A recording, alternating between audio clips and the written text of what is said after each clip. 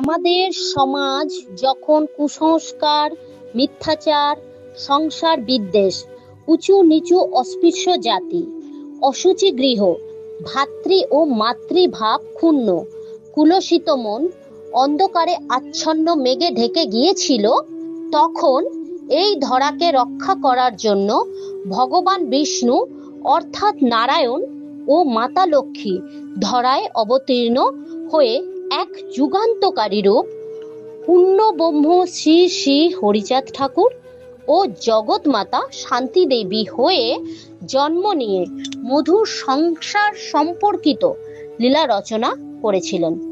হাতে কাম মুখে নাম, সৎ চরিত্র রবে, সত্য পথে থেকে সদা সত্য কথা কবে, পর পতি পর সতী স্পর্শ না করিবে, না ডাকো হরিকে হরি ডাকিবে তোমাকে। 1812 সালে 11 মার্চ বুধবার মধু কৃষ্ণ ত্রয়োদশীর তিথিতে বাংলাদেশের গোপালগঞ্জ জেলার কাশিয়ানী থানার অন্তর্গত ওরাকান্দির শাপলাডাঙ্গা গ্রামে হরিচাঁদ ঠাকুর এক কৃষক পরিবারে জন্মগ্রহণ করেন। তার পিতার নাম যশোমন্ত ঠাকুর এবং মাতার নাম অন্নপূর্ণা দেবী। তার দাদুর নাম ছিল মোচাই ঠাকুর। হরিচাঁদ ঠাকুররা 5 ভাই ছিল: কৃষ্ণদাস, হরিদাস, বৈষ্ণব দাস, গৌরী দাস, স্বরূপ দাস এবং জগৎ মাতা শান্তি দেবী 1226 সালে মধুর শরৎকালে কোজাগরী পূর্ণিমার তিথিতে বৃহস্পতিবার জিয়াবাড়ি গ্রামে শ্রীমৎ লোচন প্রামাণিকের গৃহে সুকুমারীর গর্ভে শান্তি মাতা জন্মগ্রহণ করেন। তাদের 2 সন্তান ছিল, একজনের নাম হলো গুরুচাঁদ ও অন্যজনের নাম হলো উমাচাঁদ। পূর্ণব্রহ্ম শ্রী শ্রী হরিচাঁদ ঠাকুর বাল্যকাল থেকেই খুবই দুরন্ত ছিলেন, কিন্তু বুদ্ধিমত্তায় অত্যন্ত প্রখর মেধা সম্পূর্ণ জ্ঞান ছিল। তিনি বুদ্ধি করে সকল বন্ধুদের সমস্যা সমাধান করতেন। বাল্যকালের বন্ধুদের নাম ছিল ব্রজ, নাটু, বিশ্বনাথ। ছোটবেলার থেকেই হরিচাঁদ ঠাকুর নানান রকম সামাজিক মূলক কাজে নিজেকে যুক্ত করেছিলেন।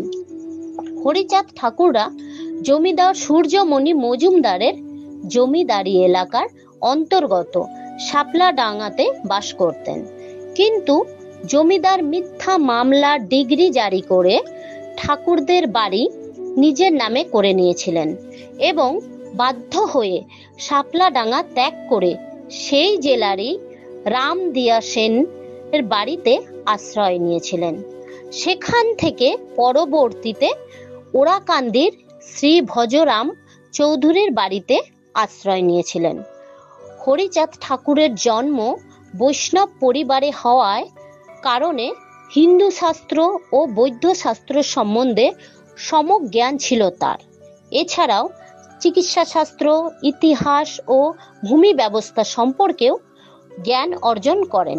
এই সময় কৃষকদের প্রতি নীলকর সাহেবদের অত্যাচারের প্রতিবাদে কৃষকদের নিয়ে তিনি গোপালগঞ্জ মহকুমার জোনাসুর তিল কুঠির অভিযানের নেতৃত্ব দেন এবং সংসার পালনের জন্য তিনি তেলের ব্যবসা, মুদি দ্রব্য গ্রামে ঘুরে ঘুরে বিক্রিও করেছিলেন।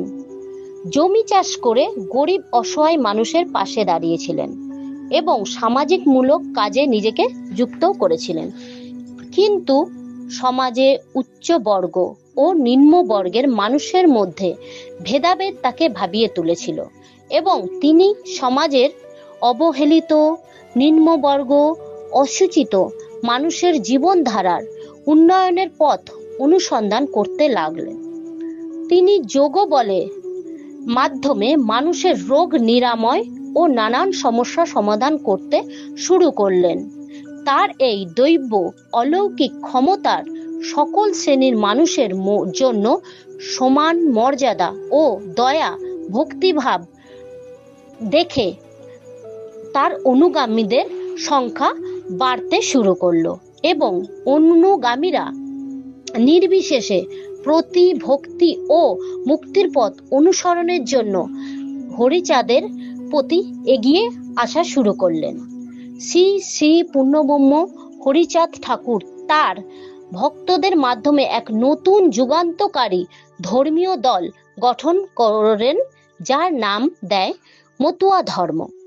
এই ধর্মের মূল লক্ষ্য হলো মুখে নাম হাতে কাম, অর্থাৎ সংসারে থেকে নিজেকে ইষ্ট দেবতাকে স্মরণ করা এবং সমাজকে সুশিক্ষিত শিক্ষাদান করা, পিতা মাতাকে ভগবান স্বরূপ পূজা করা, নারী জাতিকে সম্মান করা, সৎ কর্ম করা, পর উপকার করা, নিষ্ঠার সাথে দায়িত্ব পালন করা, নিজ গৃহে হরি পরমেশ্বরের মন্দির স্থাপন করা এবং ভক্তির দ্বারা ভগবানের কাছে নিজেকে সমর্পণ করা। হরিচাঁদের এই সহজ সরল সৎ নীতিতে জাতি বর্ণ উচ্চ নিচু সব সমাজের মানুষ দলে দলে সুশৃঙ্খলভাবে জয় ডঙ্কা বাজিয়ে, শিঙা বাজিয়ে, কাঁসা বাজিয়ে, মতুয়ার পতাকা অর্থাৎ নিশান উড়িয়ে নৃত্যের তালে তালে নামে গানে মাতোয়ারা হয়ে পূর্ণব্রহ্ম শ্রী হরিচাঁদ ঠাকুরের দলে অগ্রসর হলেন। অবশেষে 1878 সালে 5 মার্চ শ্রী শ্রী হরিচাঁদ ঠাকুরের পরলোক গমন হলেন। হরিচাঁদ ঠাকুর এবং তার পুত্র গুরুচাঁদ ঠাকুর জাত বর্ণ ধর্ম সব কিছুর ঊর্ধ্বে উঠে মানবিকতার এক মহান আদর্শের প্রতিষ্ঠাতা স্থাপন করেছিলেন মতুয়া মহাসংঘ।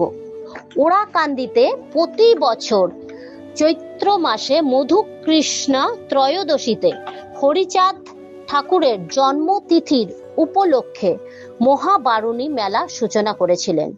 দেশভাগের পর পশ্চিমবঙ্গের উত্তর 24 পরগনার বনগাঁ মহকুমায় ঠাকুরনগরে একইভাবে হরিচাঁদ ঠাকুরের জন্ম স্মৃতিতে বাৎসরিক মহাবারুণী উৎসব পালন করা হয়, যার নাম মতুয়া মহামেলা। ঠাকুরনগরের প্রমথ রঞ্জন ঠাকুর এই মেলা সূচনা করেছিলেন। এই মেলাতে ভারতের নানা রাজ্য থেকে বাইরের দেশ থেকে মানুষ মতুয়া মহামিলন পূর্ণতিথির স্থানে হরিচাঁদ ঠাকুরের জন্ম পূর্ণ লগ্নে ঠাকুরনগর এসে ঠাকুর বাড়িতে কামনা সাগর পুষ্করিণী অর্থাৎ পুকুরে জলে ডুব দিয়ে পূর্ণ লগ্নের পূর্ণ সঞ্চয় করে। লক্ষ লক্ষ মানুষের ভিড়ে কোনো ক্লান্তি ছাড়াই কঠিন পরিস্থিতির মধ্যে দিয়ে ভগবানের আশীর্বাদের আশায় এগিয়ে চলে।